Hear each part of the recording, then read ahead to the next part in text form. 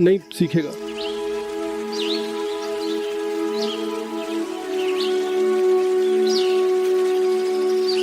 हाँ पिता। आओ प्रिय, मुझे तुम्हें कुछ बहुत महत्वपूर्ण बताना है। बिल्कुल, बताओ पिता। मैं बूढ़ा हो गया हूँ। उसे सभ्य बनाने की कोशिश की, लेकिन मैं उसे सुधार नहीं सका। मुझे लगता है कि किसी आलसी भूत ने उसे पकड़ लिया है। बेटी, मैं तुम्हें यह जिम्मेदारी देता हूँ कि तुम उस आलसी भूत को भगा दो। यह थॉमस की आखिरी इच्छा थी। तब से मिया ने डेविड को सुधारने पर काम करना शुरू किया। पहले उसने सोचा कि अगर वह अपने पति की खेतों में मदद करेगी तो डेविड भी मेहनत करने का मन बना सकता है। तो उसने अपने पति के साथ खेतों में जाना शुरू किया। सुबह सुबह दोनों एक साथ काम करना शुरू कर देते थे, लेकिन डेविड जल्द ही आलसी महसूस करने लगता और वह एक पेड़ की छांव में सो जाता और बेचारी मिया अकेले ही काम करती। फिर मिया सोचने लगी, नहीं, ये तरकीब काम नहीं कर रही है। मुझे एक और तरीका ढूंढना होगा। उसी समय गांव में एक घोषणा की गई। सरकार कल सुबह 9 बजे सरकारी कार्यालय में मुफ्त बीज बांटने जा रही है। जो कोई भी चाहता है वह कार्यालय आकर मुफ्त बीज ले सकता है। ये सुनने के बाद मिया अपने पति के पास गई। कृपया कल सुबह सरकारी कार्यालय जाओ। लेकिन क्यों? क्योंकि सरकार मुफ्त बीज दे रही है। मुफ्त? यह जानकर कि यह मुफ्त है, डेविड की आंखों में एक अलग चमक थी जिसे मिया ने नोटिस किया। ओह हाँ, मुफ्त में। अगले दिन डेविड सरकारी कार्यालय में कतार में पहले खड़ा था। डेविड बीजों के साथ घर आया। मिया, मिया, क्या तुम बीज लाए? हाँ देखो, और ये मुफ्त है।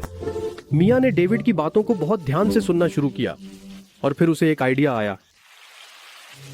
अगले दिन मिया डेविड के पास आई। सरकार ने और घोषणा की है। क्या वे फिर से मुफ्त बीज दे रहे हैं? नहीं, वे बैल देंगे। बैल?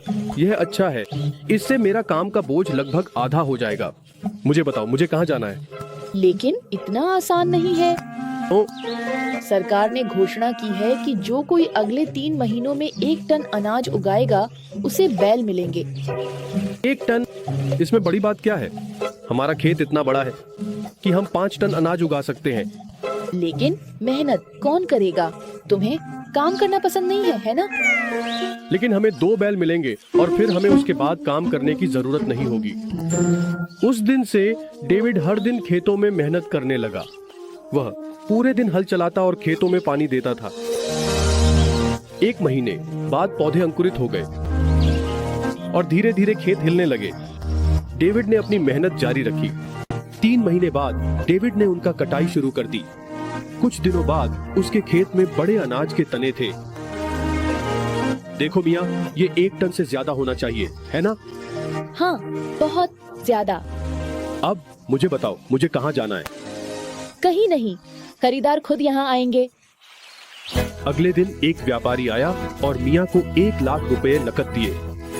मिया पैसे देखकर बहुत खुश थी। वह तुरंत बाजार गई और 2 बैल खरीदे और बैलों के साथ घर आई।